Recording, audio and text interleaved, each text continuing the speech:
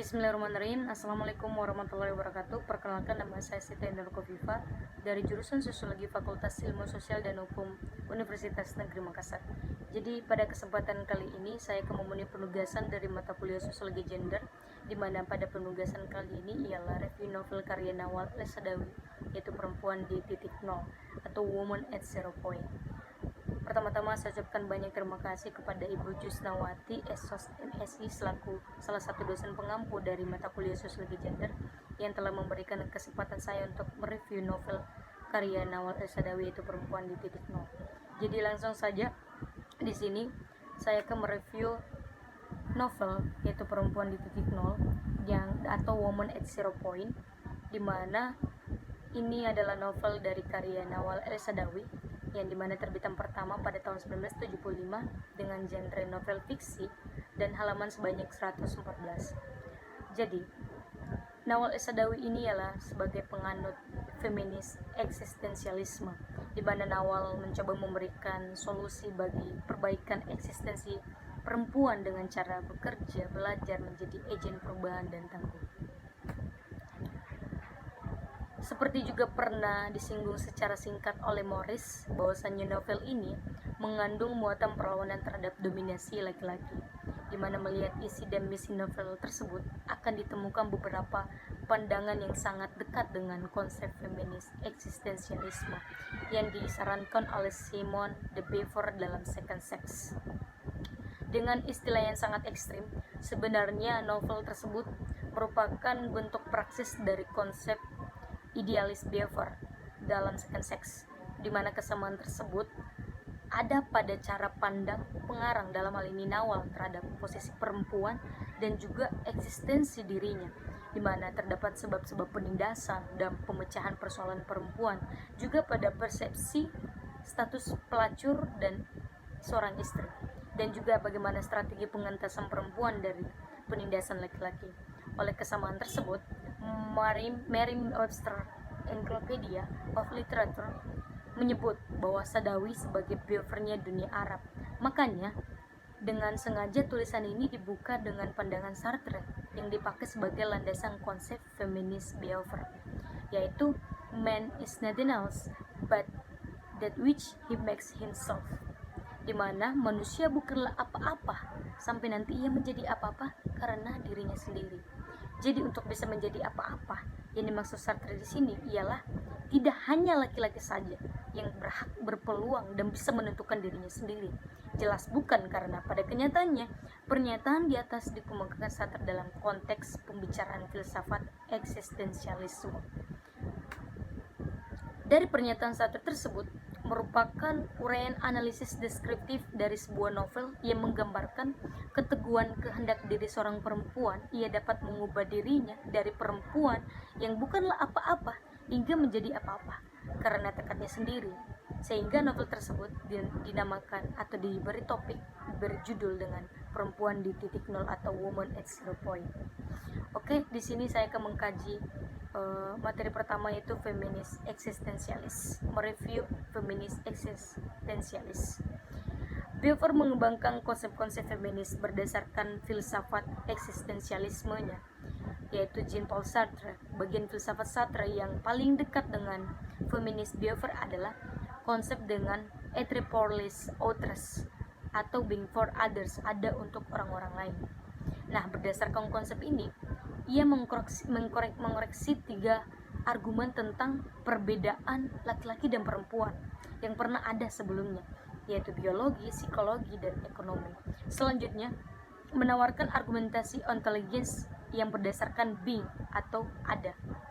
Ia melihat bahwasannya eksistensi perempuan sebagai jati diri yang didefinisikan laki-laki. Di sini dalam pandangan laki-laki, eksistensi orang lain dianggap sebagai ancaman untuk menjaga agar laki-laki tetap dapat mengontrol. Maka perlu diciptakan mitos laki-laki terhadap perempuan.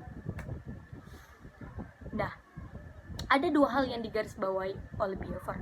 Yang pertama, apa yang diinginkan laki-laki dari perempuan adalah uang tidak didapatkan oleh laki-laki. Kedua, perempuan adalah bisu seperti alam, Nah, berdasarkan fakta dalam beberapa fiksi, Beaufort melihat bahwa perempuan mempunyai tugas untuk mengorbankan dirinya kepada seorang laki-laki. Nah, meskipun perempuan tahu akan citra buruk ini, perempuan tidak dapat membebaskan diri karena laki-laki mempunyai kekuasaan atas dirinya. Ironisnya, perempuan sendiri meyakini akan fungsi ini. Nah, Beaufort menekankan bahwa konstruksi sosial merupakan sebab utama mengapa mekanisme diri atau subjek mengontrol perempuan sebagai lain atau objek. Nah, selain itu, peran-peran stereotip perempuan atau kepasifan dan kefeminiman diterima dan diturunkan oleh perempuan kepada generasi berikutnya dan terus berlanjut. Selanjutnya, ada beberapa tipe mendapat dari kritikan Beaufort terhadap peran sebagai istri, yang dimana dikatakan dapat merampas kebebasan perempuan. Institusi perkawinan memaksa perempuan pada kewajiban dan rutinitas. Ini bisa berarti pelumpuhan total terhadap perempuan. Seorang wanita karir bahkan lebih sengsara karena harus bekerja 2 kali, yaitu di luar rumah dan juga di dalam rumah, sehingga seringkali muncul konflik profesi dan kewajiban sebagai ibu. Nah, Beaufort justru menilai positif perempuan pelacur. Dari satu sisi pelacur merupakan objek bagi laki-laki, tetapi di lain pihak ia menjadi subjek karena mengharuskan si pemakai jasa atau laki-laki untuk membayar. Nah, selain itu, seorang pelacur berada pada posisi yang dibutuhkan dan dicari oleh laki-laki. Jadi seorang pelacur dapat melarikan diri dari yang lainnya atau dari menjadi objek semata. Penilaian rendah diberikan pada perempuan narsis yang memang selalu ingin menjadi objek. Ia adalah tipe perempuan yang terpana oleh dirinya sendiri dan sangat mementingkan image-nya. Dia terjebak pada urusan fisiknya sampai pada akhirnya ia diperbudak oleh laki-laki untuk bisa menjadi cantik, langsing, muda, bukan untuk dirinya tetapi untuk laki-laki. Perempuan mistis spiritual merupakan peranan yang sangat kompleks. Di satu sisi, ia ingin menampilkan diri sebagai subjek yang suci dan bersih, sangat mementingkan dan menunjukkan kemoralitasannya dengan tingkah lakunya atau pakaiannya. Dan pada sisi lain, kecintanya kepada Tuhan adalah wujud kecintaan yang mengakui kesuperioritasan laki-laki. Jadi, dia merupakan objek yang didikte oleh Tuhan dan laki-laki. Keseluruhan tipe perempuan di atas merupakan sebuah tragedi.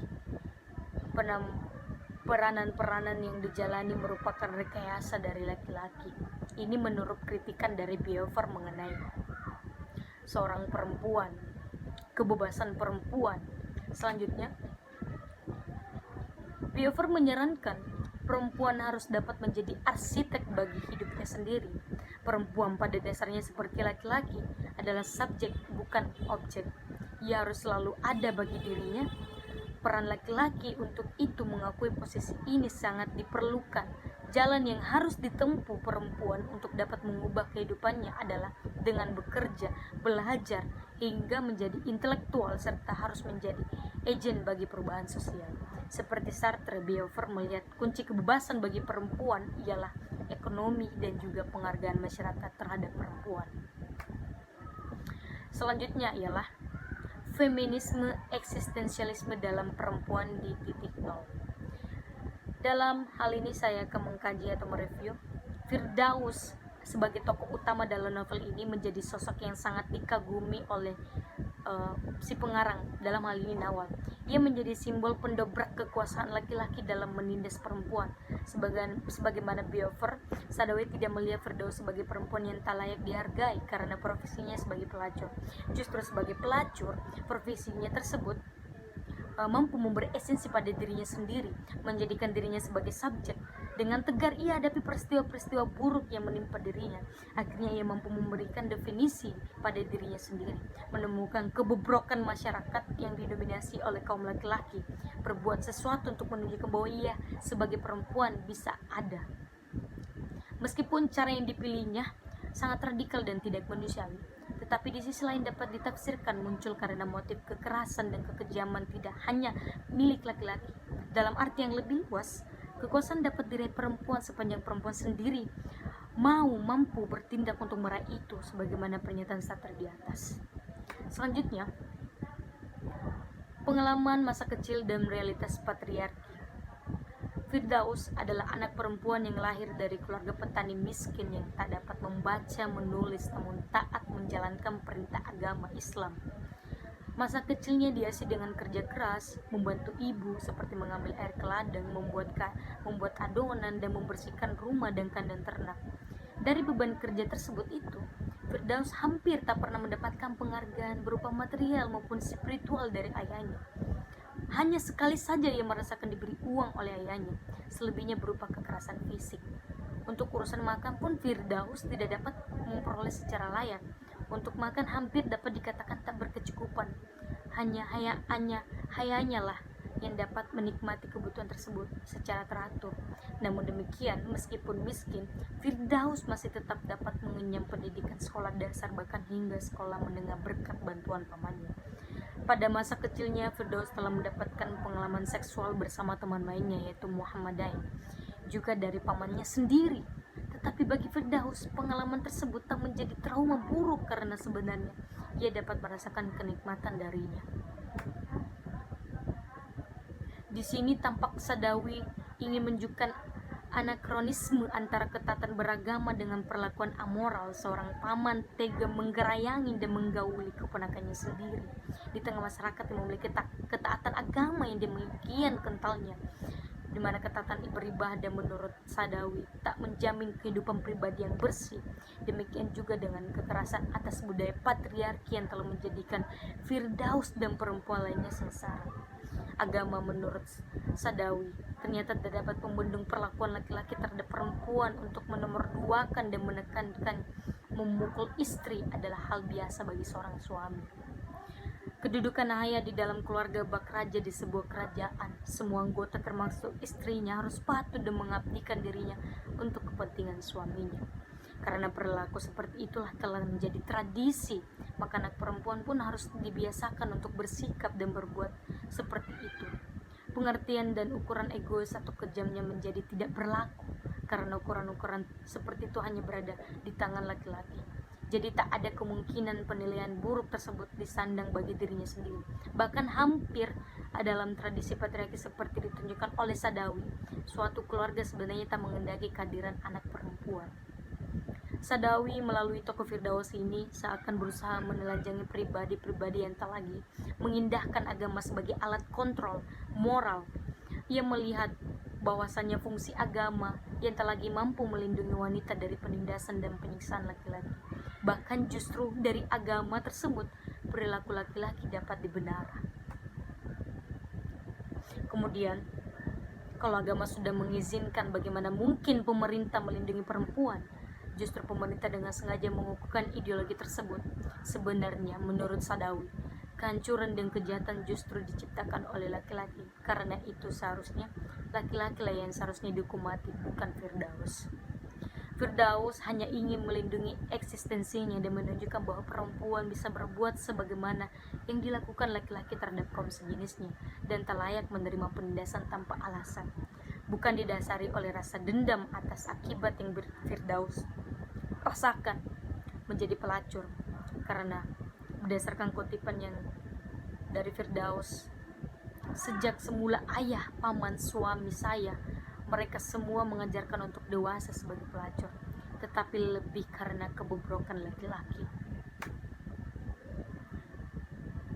Di sini dari tokoh Firdaus terdapat pribadi yang tangguh. Novel ini dibuka dengan tuturan pencerita. Ini adalah kisah seorang wanita sejati. Penegasan ini setidaknya menyarankan akan cerita tentang seorang perempuan yang unggul. Mengapa Sadawi berani mengambil kesimpulan demikian? Karena Firdaus ialah perempuan yang berkepribadian tangguh, bercita-cita tinggi, ulet, berani, dan dapat menentukan dirinya sendiri. Seperti yang telah diuraikan di bagian sebelumnya, Firdaus adalah anak perempuan yang lahir dan dibesarkan oleh keluarga petani miskin yang hidup dalam tradisi yang sangat patriarki, bukan saja dalam keluarga tetapi dalam masyarakat dan juga negara. Tetapi ia mampu keluar dari segala keterbatasan tersebut hanya bermodal semangat untuk meraih ilmu setinggi-tingginya. Ia berhasil menggapai cita-cita menjadi dirinya sendiri dalam kebebasan dan kehormatan. Mula-mula ia belajar dari pamannya, lalu masuk dan lulus sekolah dasar hingga sekolah menengah. Kesempatan untuk dapat belajar benar-benar ia manfaatkan untuk menimba ilmu. Semangat untuk menambah pengetahuannya sangat tinggi. Ia selalu berusaha memanfaatkan waktu untuk belajar dan berdiskusi dengan temannya. Karena kegemaran membaca itulah Firdaus menjadi tahu tentang orang-orang Parsi, Turki, Arab dan sebagainya, juga tentang perang, rakyat, revolusi, riwayat-riwayat orang revolusioner, sastra, serta biografi para pengusaha beserta kejahatan-kejahatannya. Pengetahuan yang telah membuat matanya menjadi terbuka atas segala wawasan yang ia peroleh. Pengalaman literer yang membuatnya menjadi muak terhadap dunia yang dipenuhi oleh kekuasaan yang telah diselewengkan oleh laki-laki. Firdaus tahu bahwa semua yang memerintah adalah laki-laki. Di antara mereka memiliki persamaan, yakni kerausan dan kepribadian yang penuh distorsi, nafsu, materialisme yang tanpa batas, seks dan kekuasaan yang tanpa batas. Pengalaman seperti ini tentu tidak akan diperoleh oleh perempuan pada umumnya, dan kaum perempuan Mesir khususnya, karena mereka tersadar akan penindasan tersebut. Perempuan sebagaimana mitos yang disebarkan laki-laki selalu bisu seperti alam. Bahkan lebih gawat lagi, mereka pun meyakini dan menerima penindasan tersebut. Jadi bagi Firdaus, persepsi negatif tersebut dapat muncul karena Firdaus memiliki kesadaran tinggi dan juga penolakan Firdaus terhadap permohonan gerasi presiden atas hukumannya. Ia tidak takut mati demi cita-cita kebebasan dan harga dirinya. Demi membongkar kedok buruk yang seolah disamarkan oleh tradisi laki-laki, mula-mula memang sulit bagi Firdaus, karena ia sadar hidup dalam tradisi yang selalu mengajarkan kepatuhan dan kelemahan perempuan di hadapan laki-laki. Tetapi ketika ia tahu bahwa laki-laki selalu menyimpan kejahatan, sementara perempuan yang selalu dipersalahkan, maka ia pun ingin bertindak. Kepribadian yang demikian berani dalam masyarakat patriarki dapat muncul dan terrealisasi berkat esensi hidup yang ingin ia bangun. Suatu cita-cita akan jati diri yang diisi dengan sesuatu yang dapat membuatnya merasa bangga, sesuatu yang merasa membuatnya lebih unggul dari siapapun juga, termasuk para raja, pangeran, atau penguasa. Dari kacamata feminisme, cita-cita Firdaus tampak sangat radikal karena ingin mengungguli siapapun juga, termasuk penguasa laki-laki. Dalam taraf tertentu, upaya Firdaus telah berhasil karena kuatnya tekadnya yang dicanangkan dalam dirinya. Apapun yang terjadi, saya harus menjadi seorang wanita yang terhormat walaupun harus dibayar dengan nyawa saya. Ia sadar hidup perempuan selalu sengsara. Seorang pelacur pada masa itu, pada waktu itu, nasibnya lebih baik. Saya telah sanggup meyakinkan diri sendiri bahwa saya telah memilih kehidupan ini atas kemauan diri saya sendiri. Cerminan sikap seorang eksistensialis dari Firdaus. Kemudian ia bisa menjadi wanita apa-apa karena ia tahu manusia, apalagi perempuan, tidak berarti apa-apa tanpa dirinya sendiri yang menentukan eksistensinya. Ia berhasil menjadi subjek, walau sebagai pelacur ia dapat berkedudukan sebagai objek. Tetapi bagi Firdaus, pelayanannya hanya diberikan bagi orang-orang yang dia pilih, bukan semata-mata kepuasan material dan kepuasan klitoris yang ia harus dapatkan, tetapi juga kepuasan vaginal, suatu cerminan dari konsep Beaufort dalam banyak hal. Ia telah mampu mendefinisikan dirinya menjadi etrepor soi bada bagi dirinya, yang aktif yang merusak arsitektur bagi dirinya sendiri. Figur Firdaus dalam pikiran dan perilakunya memutihkan konsep Beaufort sekaligus juga menyangkal konsep Freud yang menganggap bahwa perempuan adalah manusia yang tidak lengkap karena tidak memiliki penis sebagai penyangkalan Beaufort. Firdaus telah memantapkan dirinya sebagai seorang pelacur yang tidak pernah merasa memiliki kekurangan organ. Justru karena arena tubuhnya ia dapat menjadi subjek bagi dirinya dan bagi laki-laki yang membutuhkannya. Seksualitas perempuan tak menghalanginya untuk sukses meraih kebebasan. Feminisme eksistensialis antara Beaufort dan Firdaus. Yang pertama, sebagaimana asumsi Beaufort berdasarkan penjelasan ontologis dengan konsep being atau ada, terjadinya patriarki karena perempuan sebagai jati diri didefinisikan oleh laki-laki. Posisi ibu Firdaus yang termarginalkan, terdomestikan, dan tersubordinasikan karena kekuasaan ayah Firdaus yang begitu kuat. Bahkan definisi yang sama pun diberikan kepada Firdaus, anak perempuannya. Karena itu ia selalu berusaha untuk menjaga eksistensinya. Ia tak ingin perempuan mendefinisikan dirinya sendiri. dan pilihan pengekangan pelayanan, penghormatan, kekerasan dan kepatuhan, bahkan kematian terhadap Firdaus dan penguasa adalah cara yang efektif untuk menekan dan mematikan segala bentuk ancaman yang dapat melemahkan eksistensinya. Di sini tampak peran sebagai istri benar-benar telah merampas kebebasan perempuan. Perkawinan ibu dan ayah Firdaus dan Syekh Muhammad telah memaksa pasangan suami istri pada kewajiban dan rutinitas. Bukan itu saja, ideologi patriarki yang telah tertanam di masyarakatnya menjadikan seorang laki-laki merasa ragu ketika ada seorang perempuan menyatakan keberaniannya untuk membunuh laki-laki. Selain itu, 3 strategi yang dapat mengubah kehidupan perempuan pun ada dalam diri Firdaus, yaitu keharusan bekerja, belajar, dan menjadi agen perubahan bagi perempuan dapat ditemukan dalam novel ini, karya novel Sadawi. Seperti telah beberapa kali disinggung, Firdaus telah mengukuhkan dirinya dengan pekerjaannya sebagai pelacur. Dari profesi ini ia peroleh limpahan materi, kehormatan, dan juga kebebasan. Soal belajar pun Firdaus tak perlu diragukan. Ia adalah sosok perempuan yang berpendidikan, rajin membaca buku, dan bahkan memiliki perpustakaan sendiri. Karena itu, ia dapat menentukan apa yang ingin dilakukannya. Ia bisa tahu kebobrokan yang dilakukan oleh kaum laki-laki. Dengan bekal keduanya, Firdaus pun menjadikan dirinya sebagai agen perubahan sosial, mula-mula dengan cara memasuki komite revolusioner bersama Ibrahim dan teman-teman di perusahaannya. Lalu ia secara mandiri bergerak melawan kekuasaan laki-laki. Jadi, itulah tadi review novel Perempuan di Titik Nol karya Nawal El Sadawi. Ada beberapa kesimpulan yang saya tarik dari review novel Perempuan di Titik Nol karya Nawal El Sadawi ini. Di sini yang pertama, dengan demikian apa yang dipikirkan Beaufort telah teraktualisasikan oleh Sadawi melalui tokoh Firdaus. Konsep-konsep feminis eksistensialis benar-benar merasuk dalam diri Sadawi melalui tokoh Firdaus. Kedua, tampak bahwa Sadawi telah mencampurkan kenyataan, dalam hal ini perempuan bernama Firdaus yang dihukum mati, dengan konsep-konsep Simone de Beauvoir. Keberanian Firdaus untuk bertindak menolak gerasi dan ditemui orang lain adalah contoh perilaku yang menurut Sadawi bersesuaian dengan konsep-konsep Beauvoir. Sedang realitas ideal disisipkan untuk memberi alternatif cara kepada perempuan dan menyadarkan masyarakat menuju perjuangan dan penghargaan perempuan.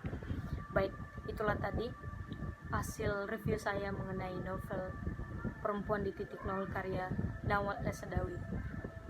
Kurang dan lebihnya saya mohon maaf, dan terima kasih kepada Ibu Justawati yang telah memberikan kesempatan saya untuk mereview novel Perempuan di Titik Nol karya Nawal El Sadawi.